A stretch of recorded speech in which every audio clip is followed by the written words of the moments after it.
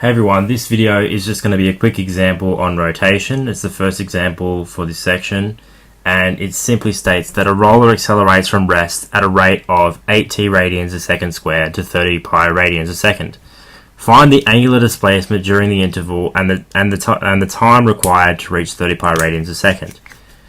Okay, so the first thing we have is we have an angular velocity and we have an angular acceleration.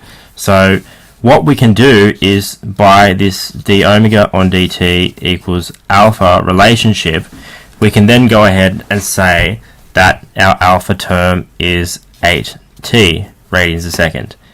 And then using separation of variables, we make d omega the subject on the left hand side, and our term on the right hand side is all to do with time. So we integrate from 0 to 30 pi. So that's our final angular velocity,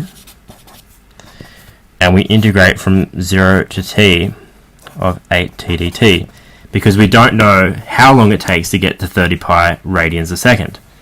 So what we get is 30 pi equals 8t squared on 2,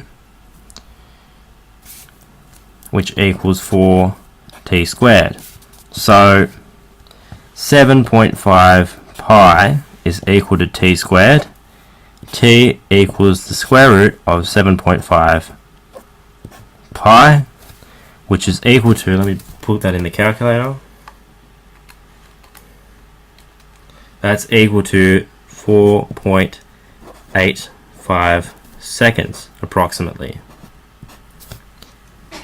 Okay, so we know that it takes 4.85 seconds to get to 30 pi radians a second. So the next thing we need to know is the angular displacement. So by using our chain rule, we use d omega on d theta times d theta on dt equals alpha. And if we move this d theta to the right hand side, we can see that d theta on dt is our angular velocity omega. So the left hand side is in terms of omega, and the right hand side is in terms of alpha and d theta. So this left hand side is what's important though. So omega d omega equals alpha d theta. And what we'll do is go ahead and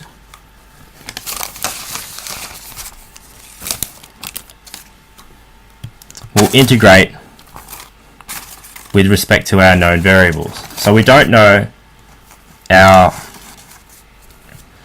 angular displacement, but we do know our angular velocity. So we'll go and integrate from 0 to 30 pi of omega d omega into equals our integral from 0 to theta of alpha d theta, where our alpha term is 8t, but we already know what the time period was. So we can go ahead and substitute that in once we've solved for this equation. So our left hand side becomes omega squared on 2, and that equals 8t theta. But we already know that our angular velocity term, omega squared, is going to be 30 pi all squared on 2, and that equals 8t theta. So if we make theta the subject, we can find what our angular displacement is. So our time was 4.85 seconds, so we'll go ahead and substitute that in. So 8 times 4.85, that gives us 38.8. So what we'll do is we'll just leave it in terms of t for now. So theta equals 30 pi squared on 16t, and that equals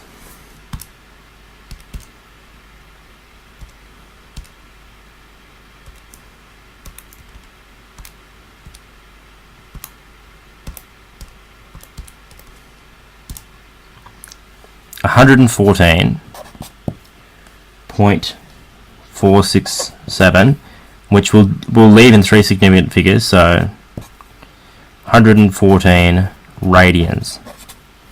So that's our final angular displacement, and the time that it takes to get to the angular velocity is 4.85 seconds. So we've gone ahead and solved for those two values that they wanted in this question. Thanks for watching.